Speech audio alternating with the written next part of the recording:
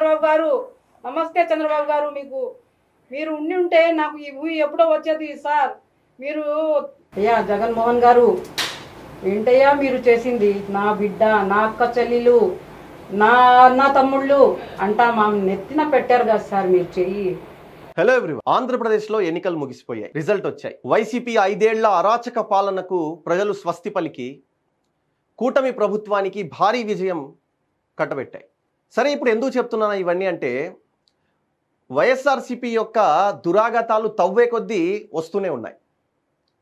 నా అక్క చెల్లెమ్మలు, నా మైనారిటీలు, నా అన్నదమ్ముళ్ళు, మీ బిడ్డను అని చెప్పే జగన్మోహన్ రెడ్డి చేసిన పనులు ఏంటంటే, ఈ 5 సంవత్సరాల్లో మైనారిటీలకు ఎక్కడ చూసినా లాభం చేసేది పక్కన పెడితే ద్రోహాన్ని తలపెట్టే ప్రయత్నాలకు భారీ స్థాయిలో తెరదీశాడు జగన్మోహన్ రెడ్డి అనుకో. వైఎస్ఆర్సీపీ పక్కా ఫెయిల్యూర్ అయింది ఎక్కడంటే, తన మేనిఫెస్టోలో 99% పూర్తి చేశామని చెప్పే జగన్మోహన్ రెడ్డి కనీసం మైనారిటీలకు ఒక్క పథకాన్ని కూడా ప్రత్యేకంగా అమలు చేయకపోగా, చెప్పిన ఏవైతే పథకాలు ఉన్నాయో అవి కూడా ఎక్కడ కూడా వాటిని ప్రజలకు ఇచ్చిన దాఖలాలు లేవు. సరే, ఇప్పుడు ముఖ్యంగా నెల్లూరు జిల్లాలో మనం చూస్తే, నెల్లూరు అర్బన్ పరిధిలోని ఏదైతే ప్యాలెస్ భవన నిర్మాణం ఏదైతే ఉందో, ఇది నెల్లూరు అర్బన్ పరిధిలో ఉంది. ఇది 2 ఎకరాల్లో నిర్మించిన ప్యాలెస్ ఇది.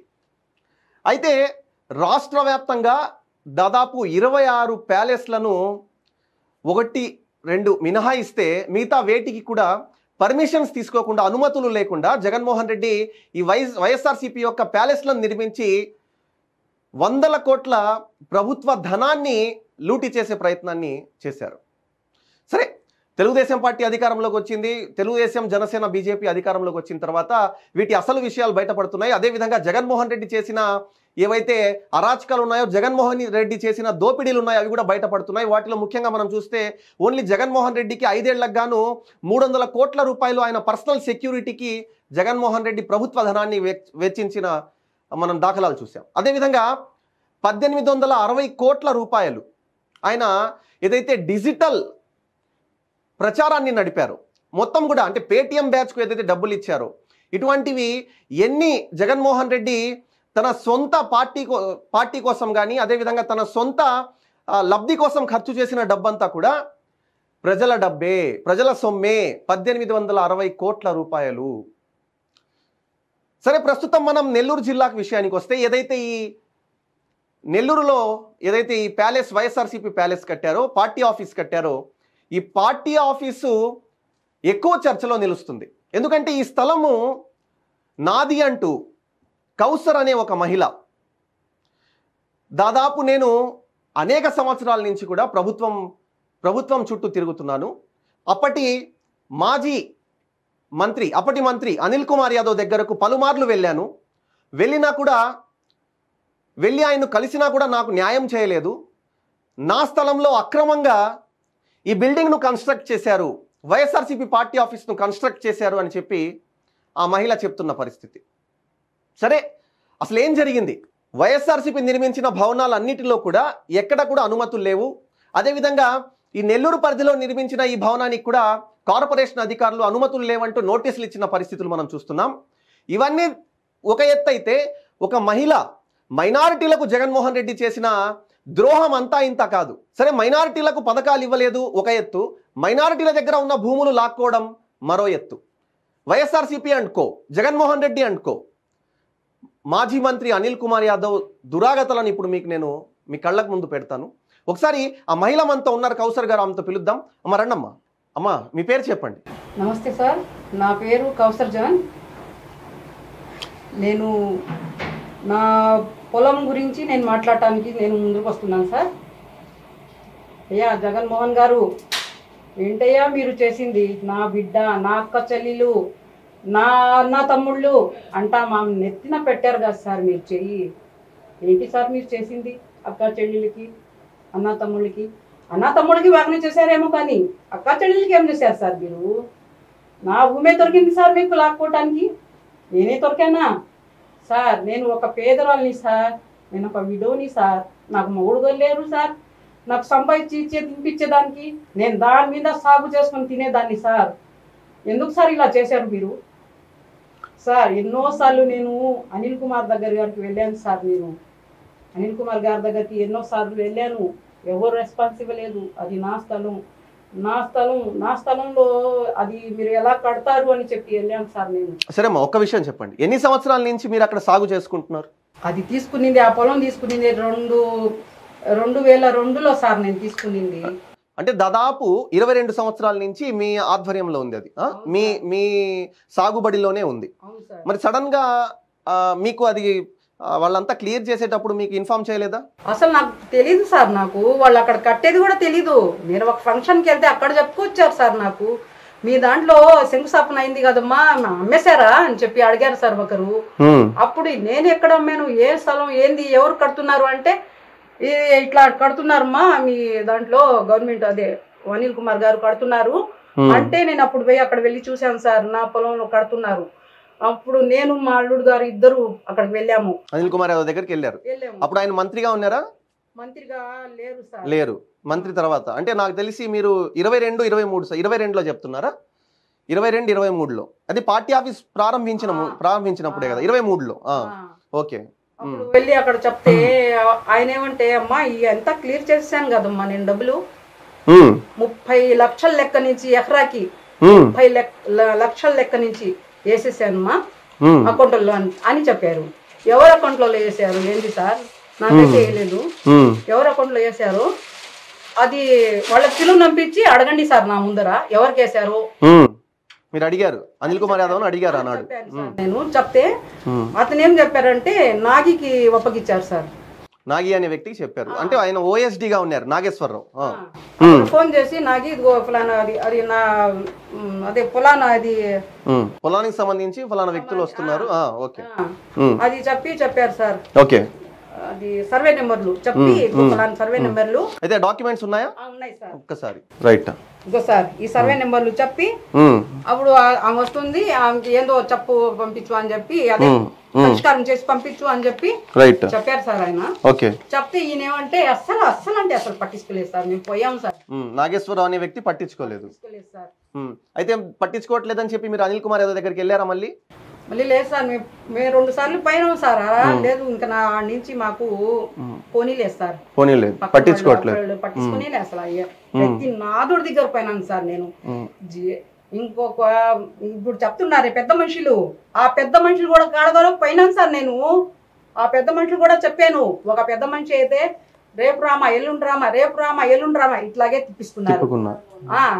ఒక పెద్ద మనిషి అయితే మరి అయితే చూద్దామ్మా చేస్తామ్మా నేను పిలుస్తాను అని ఒక పెద్ద మనిషి ఏం చెప్పారంటే అనిల్ కుమార్ ఏది ఊళ్ళోనే లేడమ్మా, రాని తర్వాత నేను ఫోన్ చేస్తాను. మళ్ళీ పోతే ఈ రోజు రాత్రికి వచ్చాడు, పొద్దున్న వెళ్ళిపోయాడమ్మా, రేపు వస్తాడు. అంటే తను మంత్రిగా ఉన్నప్పుడు కానీ ఎమ్మెల్యేగా ఉన్నప్పుడు కానీ ఆయన అందుబాటులో ఉండడమే తక్కువ. అసలు అంటే పట్టించుకోలేదు సార్. నా గొడవ ఎవరు ఇన్లేదు సార్. నా పేదరాలు కాదు సార్, ఎవరు వింటారు సార్ నా గొడవ? అదే డబ్బు ఉన్న వాళ్ళు అయితే వింటారేమో సార్. నేను పేదరాలని కాదు సార్. పేదరాలకి కరిపాకు తీసినట్టు పారేస్తారు సార్ మనుషులు. సరే నేను చెప్పడం ఏంటంటే ఇప్పుడు దాదాపు కోట్ల రూపాయలు పెట్టి కట్టిన ఈ బిల్డింగ్ మీకు సెటిల్మెంట్ చేసేసామని చెప్పి వాళ్ళు చెప్పారు. అది కూడా నా తమ్ముడు అంట. ఎవరు? యజ్దాని అంట నా తమ్ముడు. నాకు అసలు యజ్దాని అని పేరైతే తమ్ముడే లేడు కానీ చేసామంటున్నారు. ఈ యజ్దాని తమ్ముడు ఎక్కడి నుంచి వచ్చాడు సార్? నాకు మా అమ్మకి మేము నలుగురిమి, 2 ఆడపిల్లలు 2 మగపిల్లలు. ఈ 3వ వాడు ఎక్కడి నుంచి వచ్చాడు సార్? రైట్. సరే అమ్మా చెప్పారు. మీరు ప్రభుత్వ అధికారుల దగ్గరికి ఎవరి దగ్గర వెళ్ళారా? వెళ్ళాం సార్. మేము నాగి ఓఎస్డి గా ఉన్నారు. ఆయన రికార్డ్స్ చూస్తున్నారు. ఆయన దగ్గర అయితే సార్ చెప్పుకుంటే ఏడుపు వస్తుంది నాకు. నాకు చేతిలో ఆటోకి డబ్బులు లేక కూడా నడుచుకుంటూ వెళ్ళాను సార్. నేను జెండా వీధి నుంచి అతను అక్కడ ఎక్కడ సార్ రైల్వే స్టేషన్ నడుచుకుంటూ వెళ్ళాను సార్ నేను. ఓకే. అయితే దీని గురించి ఇంకొంత బ్రీఫ్ గా నాకు చెప్పండి. ఫస్ట్ ఈ స్థలం మీరు కొన్నాం సార్. కొన్నారు. అయితే కష్టార్జితం సార్. అది మేము ఒకరి కాడ లాక్కోలేదు, ఒకరి నోళ్ళు మేము కట్టలేదు. మా కష్టార్జితం. మా ఆయన సౌదీకి వెళ్ళి సంపాదిస్తే మాకు డబ్బు పంపించిన దాంట్లో సగం మేము దాచిపెట్టి సగం మా ఆయన పంపిన డబ్బులతో మేము తీసుకున్నాం సార్. అది కూడా ముస్లిం దగ్గర తీసుకున్నాం సార్. మేము వాళ్ళ దగ్గర వీళ్ళ దగ్గర మేము తీసుకోలేదు సార్. మేము ముస్లిం దగ్గర కొనింది. రైట్. యాక్చువల్ గా ఆ విషయం చూస్తే తెలుగుదేశం పార్టీ హయాంలో అంటే 2014 నుంచి 19 వరకు నవ్యాంధ్రప్రదేశ్లో టిడ్కో గృహాల నిర్మాణం కోసం యాక్చువల్గా ఈ స్థలాన్ని తెలుగుదేశం పార్టీ అప్పుడు ప్రభుత్వం ఏం చేసిందంటే ఎవరిదైతే పేరు మీద ఆ స్థలం ఉందో వాళ్లకు 40%, అదేవిధంగా ప్రస్తుతం ఎవరైతే అందులో పంట సాగు చేసుకుంటున్నారో అంటే ప్రెజెంట్ ఉన్న ఆ ల్యాండ్ ఓనర్ ఎవరైతే ఉన్నారో వాళ్లకు 60%. ఈ విధంగా క్యాలిక్యులేట్ చేసి ఆనాడు తెలుగుదేశం పార్టీ డబ్బులు ఇచ్చేయండి అని చెప్పి సెటిల్మెంట్ చేసింది. అయితే ఆల్మోస్ట్ చాలా వరకు కూడా తెలుగుదేశం పార్టీ హయాంలోనే చాలా వరకు సెటిల్మెంట్స్ జరిగిపోయాయి. రైట్, అవును జరిగాయి. కానీ మీది మాత్రం ఆగింది. రైట్, దిగిపోయారు. ఎలక్షన్ కోడ్ రావడం వల్ల వీళ్లకు ఆ డబ్బులు ఆగిపోయాయి. తర్వాత వైఎస్ఆర్సీపీ ప్రభుత్వం అధికారంలోకి వచ్చింది. వచ్చిన తర్వాత నుంచి మీరు వెళ్ళారమ్మా? వచ్చినప్పటి నుంచి తిరుగుతూనే ఉన్నాం సార్. ఆ పెద్ద మనుషులు చెప్తున్నారే తీసుకొని మాకు చెప్తున్నారే ఆ పెద్ద మనుషుల దగ్గర అంతా పోయినాను సార్ నేను. మాకు అప్పుడు ఏమంటే అనిల్ కుమార్ గారికి పోవటానికి మాకు అధికారం లేదు కదా సార్. మేము పేదవాళ్ళం కదా, నేరుగా పోయటానికి లేదు కదా మంత్రి అప్పుడు ఆయన. అందుకని చెప్పి పెద్ద మనుషులు కాడ పోయి కాళ్ళు మొక్కతా ఉండండి సార్. నేను మాకు తీసుకుపోయి ఇప్పుడు ఉన్నారా ఆ పెద్ద మనుషులు? ఉన్నారు సార్. మాట్లాడుతున్నారా మీ తరపున? మాట్లాడుతున్నారు, భయం బెదిరితో మాట్లాడుతున్నారు, బెదిరింపులకు పాల్పడుతున్నారు. Right right. వైఎస్ఆర్సీపీ చింత చచ్చినా పులుపు చావలేదన్న విధంగా వైఎస్ఆర్సీపీ ఏదైతే అరాచక పాలనను 5 ఏళ్ల పాటు చేసిందో ఎక్కడా కూడా ఓడిపోయిన తర్వాత కూడా వాళ్ళు అటువంటి బెదిరింపులను ఆపిన పరిస్థితి లేవు. ఎందుకంటే ఒక మహిళ, ఒక పేద మహిళ, ఈమె న్యాయం చేయండి అని చెప్పి తిరుగుతుంటే ఈమెకు న్యాయం చేయకపోగా రివర్స్లో మా అనిల్ కుమార్ యాదవ్ను అంటావా అని చెప్పి వాళ్ళు ఈమె మీద బెదిరింపులకు పాల్పడుతున్న పరిస్థితులు చూస్తున్నాం. బెదిరింపులకు పాల్పడుతూ వాళ్ళు ఏం చేస్తున్నారు, ఫోన్లు చేసి బెదిరిస్తున్నారు. సరే, ఇదే పెద్ద మనుషుల దగ్గరికి అప్పుడు వెళ్ళారు మీరు న్యాయం చేయండి అని చెప్పి. అప్పుడు న్యాయం చేయకపోగా ఇప్పుడు బెదిరిస్తున్నారు మిమ్మల్ని. చనిపోయిన తర్వాత కూడా వెళ్ళాను సార్. నేను నా కూడా వెళ్ళాము. మాకు న్యాయం చేయండి, మా వారు లేరు. మా వారు ఉన్నప్పుడు పోయాము కూడా, మా ఆయన పోయిన తర్వాత కూడా ఈ పార్టీ వచ్చినప్పుడు కూడా పోయినాము సార్ మేము. మాకు న్యాయం చేయండి అని జరగలేదు. రైట్. అయితే మళ్ళీ పై నుంచి మీ తమ్ముడు అకౌంట్ లో వేసాము, యజ్దాని అని తమ్ముడు. ఎవరో సార్ మా యజ్దాని? మా తమ్ముడు ఎక్కడ సార్? ఆ అకౌంట్ ఆ యజ్దానికి తీసుకురండి సార్ బయటికి. కానీ నాకు ఇప్పుడు కావాలి. నా తమ్ముడు ఎవరో, యజ్దాని ఎవరో నాకు ఇప్పుడు చూపియాలి సార్. నా పొలం, మీ తమ్ముడికి ఏంటి డబ్బులు వేసేది? అంతే కదా, మీ పొలానికి సంబంధించి మీకు వేయాల్సింది ఎవరికో వేయడం ఏంది? సరే, అలాగన్నా తమ్ముడు ఉన్నాడా అంటే ఆ పేరుతో గల తమ్ముడు లేడు. సరే, వైఎస్ఆర్సీపీ ఆంధ్రప్రదేశ్లో 5 ఏళ్ల పాటు జరిగింది ఇదే. ఎక్కడైతే ఈ గృహాల గవర్నమెంట్ స్థలాలు తీసుకుంటుందో వీళ్ళు చేసింది ఏంటంటే, ఆ గవర్నమెంట్ ఇప్పుడు ఇంకా ప్రొక్యూర్మెంట్ స్టార్ట్ చేస్తుంది, వీళ్ళు ఇంకా స్థలాలు తీసుకుంటారనగా ఆ స్థానిక ఎమ్మెల్యే అనుచరులు ఏం చేసేవాళ్ళు అంటే వెళ్ళి ఆ చుట్టుపక్కల ఉన్న స్థలాలన్నీ కొనేసేవాళ్ళు. ఆ చుట్టుపక్కల ఉన్న స్థలాలన్నీ కొనేసి ప్రభుత్వం దగ్గర నుంచి వచ్చే డబ్బులు వీళ్ళు తీసేసుకునేవాళ్ళు. కొన్ని కోట్ల రూపాయల స్కామ్ జరిగింది ఈ విధంగా. తెలుగుదేశం పార్టీ, జనసేన, బీజేపీ కూటమి ఏదైతే ఇప్పుడు అధికారంలో ఉందో ఒకవేళ దాని మీద విచారణ వేస్తే మాత్రం ఇలాంటి ఎంతో మందికి న్యాయం జరిగే అవకాశం ఉంది. సరే, 2023లో ఈ వైఎస్ఆర్సీపీ పార్టీ ఆఫీస్కు శంకుస్థాపన వేసి వీళ్ళు స్టార్ట్ చేసినప్పుడు ఈమెకి ఇన్ఫర్మేషన్ లేదు. సరే, ఎవరో ఈమెకు ఒక ఫంక్షన్లో చెప్తే ఏమ్మా మీరు అమ్మేశారా, మీ స్థలం ఏమైంది అని చెప్పి ఈమెకి ఇన్ఫర్మేషన్ ఇస్తే ఈమె అక్కడికి వెళ్ళింది. ఎందుకంటే యాక్చువల్గా ప్రభుత్వం సెటిల్ చేయాల్సిన అమౌంట్ ఈమెకు సెటిల్ చేయలేదు.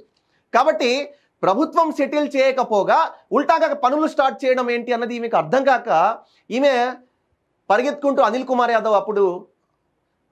యాదవ్ నెల్లూరు సిటీ ఎమ్మెల్యేగా ఉన్నారు, మంత్రిగా చేసి 2వ విడతలో మంత్రి ఇవ్వలేదు ఆయనకి, ఎమ్మెల్యేగా ఉన్నాడు అనిల్ కుమార్ యాదవ్ దగ్గరికి ఈమె వెళ్ళి, ఏం సార్ మీరు ఎమ్మెల్యే కదా, మా స్థలాన్ని చెప్పపెట్టకుండా లాగేసుకుంటున్నారు, ఎందుకు సార్ లాగేసుకున్నారు, అన్యాయంగా మమ్మల్ని అన్యాయం చేస్తారా, రోడ్డు పాలు చేస్తారా అని చెప్పి ఈమె అడిగితే ఈమెకు చెప్పిన సమాధానం ఏంటంటే వెళ్ళి ఓఎస్డీని కలవమన్నాడు. సరే, ఓఎస్డీ దగ్గరికి ఇంక వెళ్తే ఇంకా తిరుక్కోవడానికి సరిపోయిన తర్వాత అనిల్ కుమార్ యాదవ్ అందుబాటులో లేరు. రైట్, ఈ పేపర్లు పక్కన పడేయండి అన్నారు. అయితే ఇక్కడ మనం చూడొచ్చు క్లియర్ గా 2002 Kausar John wife of Yazdani బాషా, దీనికి సంబంధించిన డాక్యుమెంట్స్ అన్ని ఈమె దగ్గర ఉన్నాయి. ఇది అంతకు ముందు డాక్యుమెంటా? 2003 96, ఇది 96. ఈ డాక్యుమెంట్స్ అన్ని ఉన్నాయి. సార్ ఇన్ని డాక్యుమెంట్స్ మీ దగ్గర ఉన్నా కూడా మీకు సెటిల్ అవ్వాలా? లేదు సార్. ఈ స్థలం సార్ కొనడానికి కొన్ని పెద్ద మనుషులు ముందరకు వచ్చారు అప్పట్లో. అప్పట్లో అప్పుడు కావు సార్ అవి గవర్నమెంట్ది. అప్పుడు కాదా వాళ్ళు కొనేప్పుడు గవర్నమెంట్ది కాదా?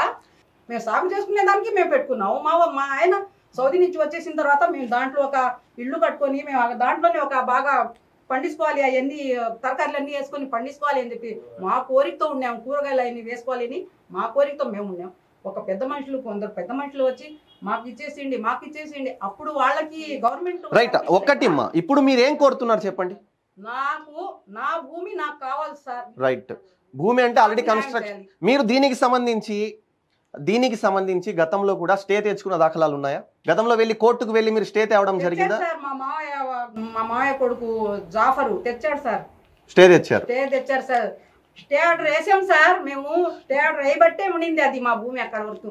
ప్రతిదంతా తీసుకున్నారు వాళ్ళు. కానీ మీ భూమి అలాగే ఉండింది, వీళ్ళు మాత్రం చెప్పా పెట్టకుండా లాగేసుకున్నారు. చెప్పా పెట్టకుండా కబ్జా చేసేసారు సార్. అంటే వాళ్ళ దౌర్జన్యాలు ఆ స్థాయిలో ఉన్నాయి, వైఎస్ఆర్సీపీ దౌర్జన్యాలు ఆ రోజుల్లో. రైట్. ఇంకొకటి అమ్మా, ఫైనల్ గా మీరు ఏం కోరుతున్నారు? మీకు ఏం న్యాయం కావాలంటున్నారు ఇప్పుడు? నాకు నా భూమి కావాలి సార్. అయితే తెలుగుదేశం పార్టీ హయాంలో తెలుగుదేశం పార్టీ ఒకవేళ 2019లో తిరిగి అధికారంలోకి వచ్చుంటే మీకు సెటిల్మెంట్ న్యాయం జరిగిపోయేది. జరిగేది సార్. ఆ సార్ ఎప్పుడు ఎవరు కూడా అది చేయలేదు సార్. కరెక్ట్ గా చేస్తున్నాడు ఆ సారు. ఆ సార్ రావాలని కూడా మొక్కుతున్నాను సార్ నేను. ఇప్పుడు నాకు ఆ సార్ వస్తే న్యాయం జరగద్ది అని చెప్పి నారా చంద్రబాబు గారు,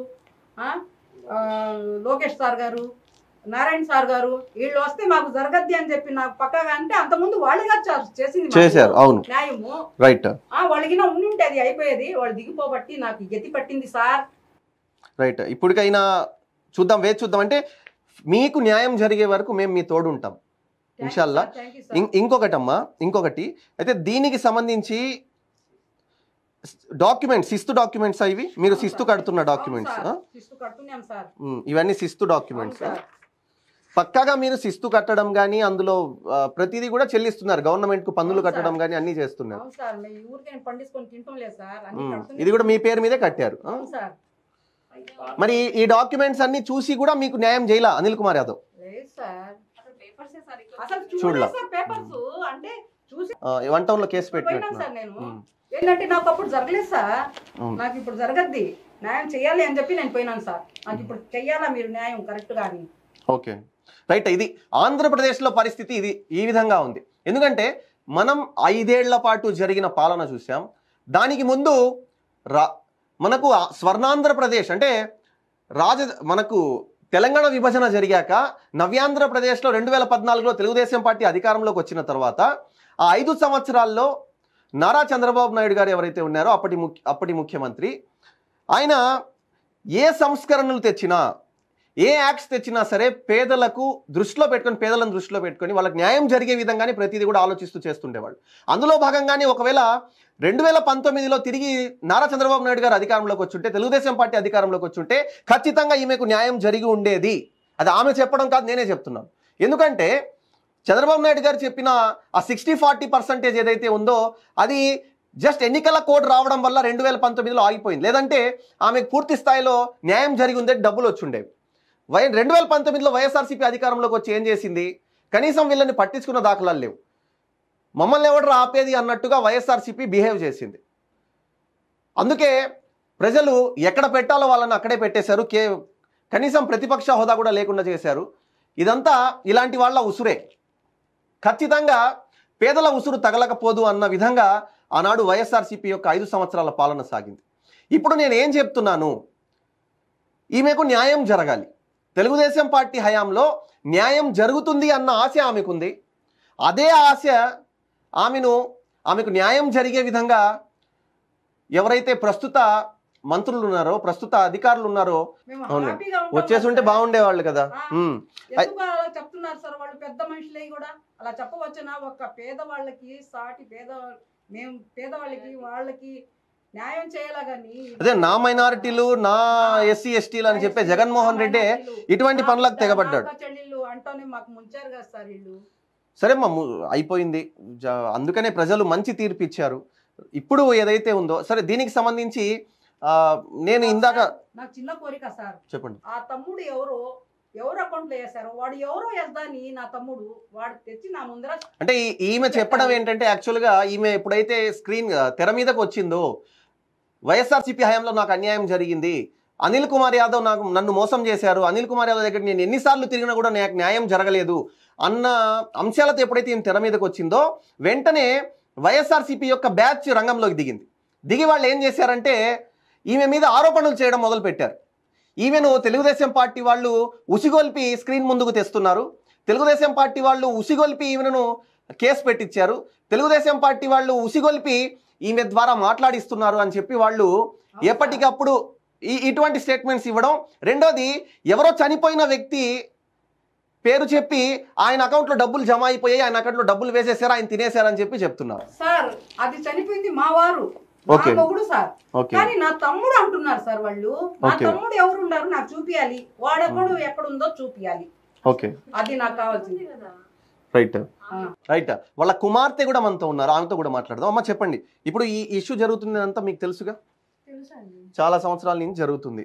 ఆమె తిరుగుతూ ఉన్నారు, సరే అప్పటి పాలకుల చుట్టూ తిరిగారు, మాజీ మంత్రి అనిల్ కుమార్ యాదవ్ చుట్టూ తిరిగారు, అదేవిధంగా అధికారులు ఆమెకు ఎన్నికల కోడ్ రావడం వల్ల న్యాయం జరగలేదన్నారు, సరే అది అయిపోయింది.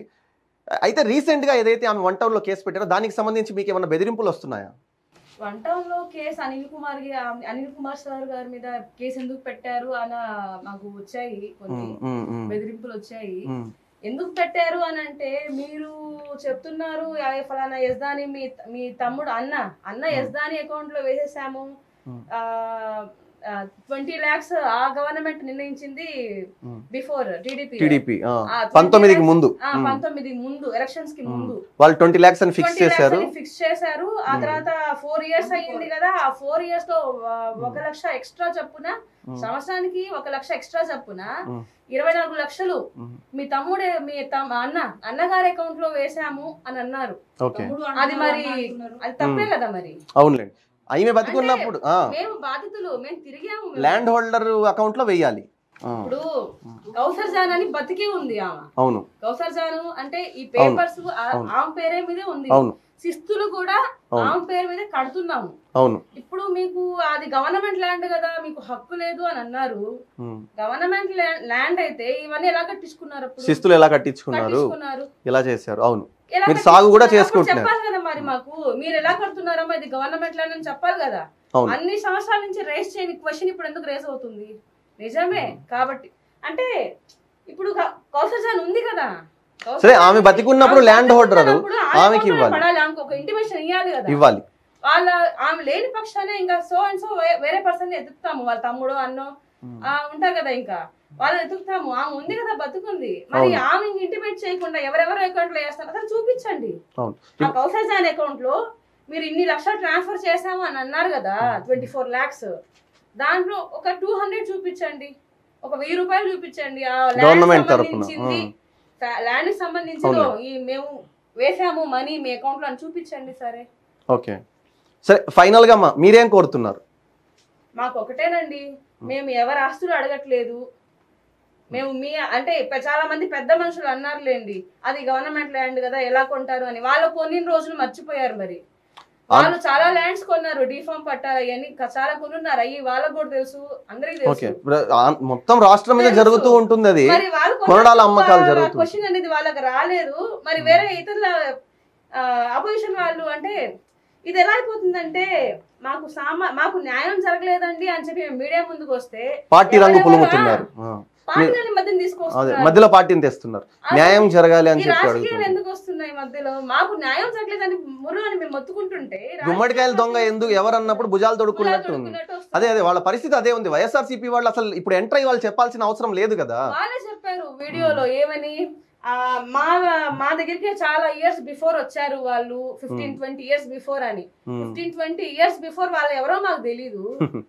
అదే అదే వాళ్ళు ఎవరో మాకు తెలియదు. మేము వెళ్ళింది వైసీపీ హయాంలోనే వాళ్ళ దగ్గరికి వెళ్ళాము. మీరు అధికారంలో ఉన్నారు కదా, మీరు పెద్దోళ్ళు కదా, మీ మాట వింటారేమో, ఎమ్మెల్యే గారు మా మాట వినట్లేదు అంటే మేము ఓట్లేసి గెలిపించుకున్నాం కదా వాళ్ళని, ఏదో చేస్తారని.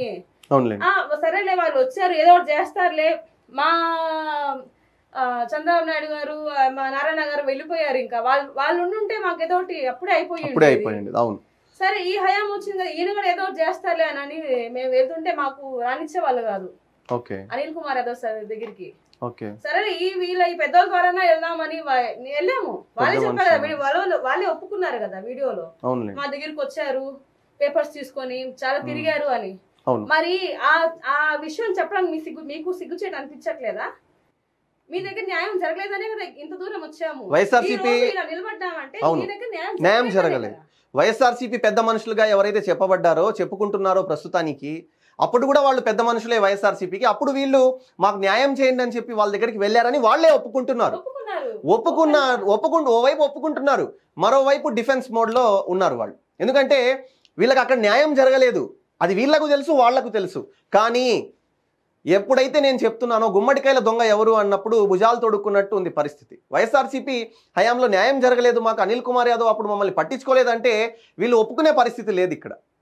కాబట్టి వీళ్ళు కోరేది ఒకటే, మాకు ఒకటే కావాలండి, మా ల్యాండ్ మాకు కావాలి, మాకు న్యాయం జరగాలి, వీళ్ళకి న్యాయం జరగాలి. ఏదైతే ఈ ల్యాండ్లో వీళ్ళు అక్రమ నిర్మాణం, ఒకటి అనుమతులు లేవు, రెండోది ల్యాండ్ ఇలా వీళ్ళ దగ్గర నుంచి అక్రమంగా వీళ్ళ కనీసం గవర్నమెంట్ తరపు నుంచి సెటిల్మెంట్ కూడా చేయకుండా ఈ ల్యాండ్ ఏదైతే వీళ్ళు తీసుకొని అక్రమ నిర్మాణం చేపట్టారో దీన్ని ఇప్పటికే నాకు తెలిసి చాలా వరకు కూడా కట్టడాలు కూల్చేసేందుకు, అంటే అక్రమ కట్టడాలు కూల్చేసేందుకు కూడా కౌంటర్లు దాఖలవుతున్న పరిస్థితుల్లో వీళ్లకు కూడా న్యాయం జరుగుతుంది అన్న ఒక ఆశతో వీళ్ళు ప్రభుత్వం మీద ప్రస్తుతానికి వీళ్ళు ఏంటంటే మన స్టూడియోను ఎన్ టైమ్స్ను ఆశ్రయించడం జరిగింది. అయితే వీళ్ళకు న్యాయం జరుగుతుందని చెప్పి వీళ్ళు మనల్ని ఇక్కడ ఆశ్రయించడం జరిగింది. అధికారంలో ఉండేసి వైఎస్ఆర్ సిపి వాళ్ళ అధికారులు అంటే ఇప్పుడు ప్రెసెంట్ లేరులే అండి, ఇంతకు ముందు ఉన్న వాళ్ళు ఇప్పుడు ఏంటంటే వాళ్ళు ముస్లిమ్స్ మన మైనారిటీ అక్క చెల్లిలే కదా, రే మనకు తెలిసిన వాళ్ళే కదా అని చెప్పి కొంచెం కూడా జాలి చూపించకుండా ఇంకా మా మీద లేనిపోని ఆరోపాలు ఎందుకు వేస్తున్నారు? అదే అండి చెప్పేది. వైఎస్ఆర్సీపీ హయాంలో 5 ఏళ్ళు నడిచిన పాలనే అరాచక పాలన. వీళ్ళు మైనారిటీలకు ఏదో చేసేసాము, ముస్లింలకు మేము పెద్దపీట వేసామని చెప్పి కపటి ప్రేమ చూపించే జగన్మోహన్ రెడ్డి అండ్ కో మైనారిటీలకు 4%. నేను అదే చెప్తున్నాను, ఎన్నికలకు ముందు నా ప్రతి వీడియోలో కూడా నేను క్లియర్గా చెప్పింది అదే. జగన్మోహన్ రెడ్డి మైనారిటీలకు ఏం చేశారు, ప్రత్యేకంగా ఒక్క పథకం ఏదన్నా మైనారిటీలకు చేశారా? చంద్రబాబు నాయుడు గారు చేసింది చెప్తాను. ఫస్ట్ హజ్ హౌసెస్ పెట్టింది చంద్రబాబు నాయుడు గారు, అదేవిధంగా ఉర్దూ యూనివర్సిటీ చంద్రబాబు నాయుడు గారు పెట్టారు, minority finance corporation Chandrababu Naidu గారు పెట్టారు, దుల్హన్ పథకం చంద్రబాబు నాయుడు గారు పెట్టారు, ఇమాం మౌజన్ల గౌరవ వేతనం చంద్రబాబు నాయుడు గారు ఇచ్చారు. ఇలా చెప్పుకుంటూ పోతే కోకొల్లలు ఉన్నాయి తెలుగుదేశం పార్టీ హయాంలో మైనారిటీలకు లాభపడిన సంఘటనలు. కానీ వైఎస్ఆర్సీపీ హయాంలో మైనారిటీలకు లాభం చేకూరేది పక్కన పెడితే మైనారిటీలపై అక్రమాలు, మైనారిటీలపై దౌర్జన్యాలు, మైనారిటీలపై దురాగతాలకు పాల్పడిన సంఘటనలు చాలానే చూసాం. ఇప్పుడు ఇది ఒక ఉదాహరణ. ఇలాంటివి కోకొల్లలు ఉన్నాయి. ఇప్పుడు బయటికి వస్తున్నారు అందరూ కూడా. ఇప్పుడు వాళ్ళకు ధైర్యం వచ్చింది, ఇది ప్రజాప్రభుత్వం, ప్రజాపాలన జరుగుతుంది, మాకు న్యాయం జరుగుతుంది అన్న ఆశతో వీళ్ళు బయటికి వచ్చారు. మాకు న్యాయం జరుగుతుందని ఆశిస్తున్నామండి, ఎందుకంటే మాకు చంద్రబాబు నాయుడు గారు, నారాయణ సార్ ఉన్నారు. ఫస్ట్ అమ్మ ఒక్కటి చెప్పండి, అనిల్ కుమార్ యాదవ్ దగ్గరికి మీరు వెళ్ళారు, ఈ స్థలానికి సంబంధించి నా స్థలం ఇలా శంకుస్థాపన చేసేసారని వెళ్ళారు కదా, వెళ్ళినప్పుడు ఆయన ఎవరి దగ్గరికి పంపాడు మిమ్మల్ని? నాగి అంట సార్, మాకు కూడా ఆ పేరు తెలీదు, నాగి అని చెప్పి మాట్లాడుతుంటే విన్నాం సార్. పూర్తి పేరు నాగేశ్వరరావు, ఎంఆర్ఓగా ఉన్నారు. ఎంఆర్ఓ దగ్గరికి పంపారు మిమ్మల్ని, వెళ్ళారా మీరు? వెళ్ళాము సార్, నేను మా అబ్బాయి వెళ్ళాము.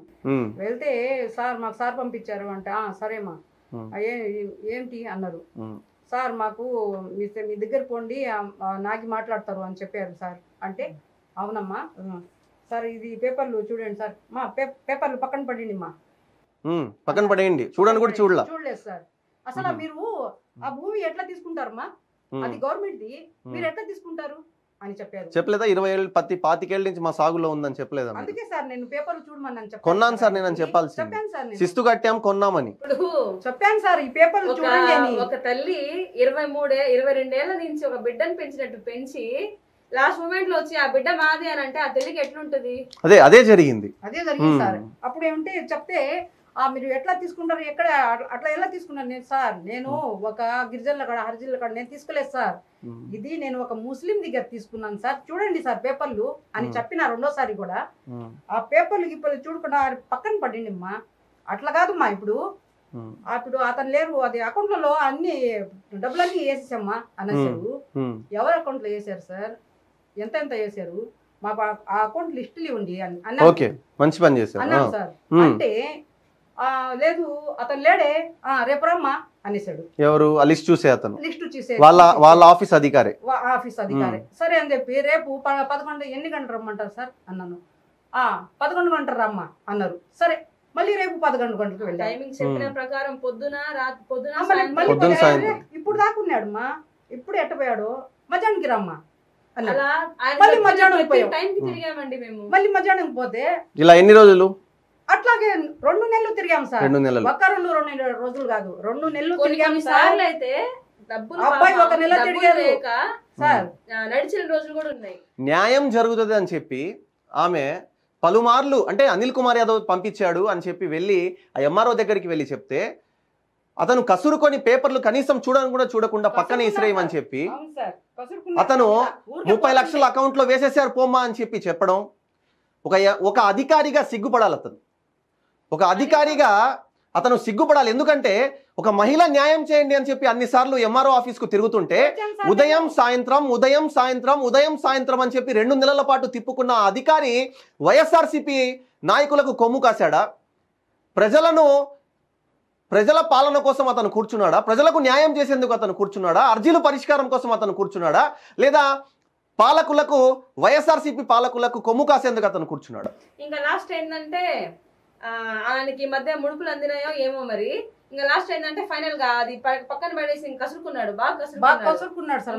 ఇక్కడి నుంచి ఎందుకు ఊరికని తిరుగుతావు అలా ఇలా, అది పక్కన పడేసిపో, ఇంకా చెత్త కాగితాడు అని చెప్పేసి అలా చాలా ఇర్రెస్పాన్సిబిలిటీగా ఆయన చాలా బాధాకరంగా ఉంది ఆ విషయాలు. అసలు ఇంకా నుంచి పోలేదు సార్ నేను అంత కసురుకున్న తర్వాత. ఒక అధికారి ఉండి అలా అతను చేయడం, నేను చెప్తున్నాను కదా, సిగ్గుపడాల్సిన విషయం. అతను ఒక ఉన్నత అధికారి, అతను కూర్చొని ఆ సీట్ లో అతను అలా బిహేవ్ చేయడము. నేను అడిగింది ఏంది సార్, వాళ్ళ ఆస్తి ఇవ్వమని చెప్పి అడగలేదు సార్, ఆ లిస్ట్ ఇవ్వమని చెప్పిన అకౌంట్ లో వేసారు అన్నారు సార్. మీరు నా భూమిని ఎవరు తీసుకున్నారు, అది కూడా ఎమ్మెల్యే తరఫు నుంచి వస్తేనే ఆయన అంతగా అసలు చేశాడు. ఆయన రెస్పాన్స్ ఇవ్వలేదు సార్. అంటే అనిల్ కుమార్ యాదవ్ పంపించాడంటే రెస్పాన్స్ ఇవ్వలేదంటే అనిల్ కుమార్ యాదవ్ మీద అంటే అతని మీద వ్యతిరేకతనా, లేదంటే అనిల్ కుమార్ యాదవ్ దగ్గర నుంచి ఆ ఇన్స్ట్రక్షన్స్ అనుకుంటున్నారు? మధ్యలో ఏం జరిగిందో వాళ్ళిద్దరికి తెలియదు. మేము అక్కడి నుంచి అనిల్ కుమార్ సార్ దగ్గరికి నుంచి ఈయన దగ్గరికి వచ్చేటప్పటికి ఆయన ఫోన్ లో మాట్లాడుతూనే ఉన్నారు, ఎవరితో తెలీదు. ఇంకా అలా అక్కడి నుంచి ఆ రెస్పాన్స్ అలా వచ్చింది మాకు. రైట్. ఎకరానికి 30 లక్షలు ఇచ్చి వేసేసానమ్మా అని చెప్పిన తర్వాత మేము వచ్చాం సార్. వచ్చి అడిగితే నేను వాళ్ళ నాగి ఆస్తి నేను అడగలేదు సార్, నాకు అకౌంట్ అది ఎవరు అకౌంట్ లో వేసారు కొంచెం ఏంటి సార్ అని చెప్పి బతిమాలి అడిగాను సార్. నేను మాకు అప్పుడు ఎలాగో రెస్పాన్స్ ఇవ్వలేదు, ఇప్పుడైనా రెస్పాన్స్ ఇవ్వాలి అతను. ఇప్పుడైనా సరే సార్, సమాధానం చెప్పాలి. ఇప్పుడైనా నాగి గారు నాకు సమాధానం చెప్పాలి. ఒక అధికారిగా, ఒక ఎంఆర్ఓ అధికారి ఆ ప్లేస్ లో ఉన్న అతను నాకు ఇప్పుడు రెస్పాన్స్ ఇవ్వాలి. అసలు ఎవరికి వేసారు, ఎంత వేసారు ఏందని మాకు తెలియాలి. ఎందుకంటే ఇదిగోండి ఈమె ఓనర్ ఇక్కడ, ఈ పేపర్స్ మా అమ్మగారిదే, ఎవరిలో కాదు. మాకు అధికారం ఉంది కదా, కలిసి తెలుసుకోవాలి కదా. మేము తెలుసుకునే దానికి అడిగితేనే. అనిల్ కుమార్ యాదవ్ లేడు, జగన్మోహన్ రెడ్డి లేడు, రాష్ట్రంలో ఉన్నది ఎవరు అంటే ఆ అధికారి. పార్టీలకు కొమ్ము కాసిన అధికారులు ఆ స్థానంలో 30 ఏళ్ల పాటు ఉంటారన్న ఒక కనీస ఆలోచనను మర్చిపోయి ఆనాడు అధికారులకు వాళ్ళు కాసిన కొమ్ము ఈనాడు వాళ్ల మెడకే బిగుసుకునే పరిస్థితి. అయితే ఈ మహిళ ఎవరైతే ఉన్నారో ఆనాడు న్యాయం కోసం వీళ్ళు వెళ్తే కసురుకున్న ఆ ఎంఆర్ఓ, కసురుకున్న ఆ వ్యక్తి నాగేశ్వరరావు అనే వ్యక్తి అధికారి ఈనాడు అతన్ని సీఎం విచారిస్తే, ప్రస్తుతం ఉన్న నారా చంద్రబాబు నాయుడు గారు ముఖ్యమంత్రి వర్యులు విచారణ చేపడితే అతని మీద యాక్షన్ తీసుకుంటే తప్ప వాస్తవాలు బయటకు వచ్చే పరిస్థితి లేదు. ఎవరికి ఏ విధమైనటువంటి న్యాయం జరగాలో అతన్ని విచారిస్తే తప్ప తెలిసే పరిస్థితి లేదు. కాబట్టి వీళ్ళు కోరేది ఒకటే, మాకు మా భూమి కావాలి, లేని పక్షంలో మాకు న్యాయం జరగాలి అంటున్నారు. అవును సార్, మాకు జరుగుతుందన్న ఒక చిన్న మాకు ఆశ సార్. మాకు చేస్తాడు సార్, న్యాయం చేస్తాడు సార్, చంద్రబాబు గారు చేస్తారు సార్. చంద్రబాబు గారు నమస్తే. చంద్రబాబు గారు మీరు ఉండి ఉంటే నాకు ఈ భూమి ఎప్పుడో వచ్చేది సార్. మీరు అదే దిగిపోయి మాకు ఇన్ని కష్టాలు వచ్చాయి సార్. మళ్ళీ మీరు వచ్చారని నాకు చాలా చాలా చాలా దిగి వచ్చింది సార్. నాకు ధైర్యం చాలా వచ్చింది సార్. సార్ ప్లీజ్ సార్ నాకు న్యాయం చేయండి సార్, మీరు చేస్తారని నమ్మకం ఉంది సార్. రైట్, మనం కూడా అదే కోరుకుందాం, ఆమెకు న్యాయం జరగాలని చెప్పి మనం కోరుకుందాం.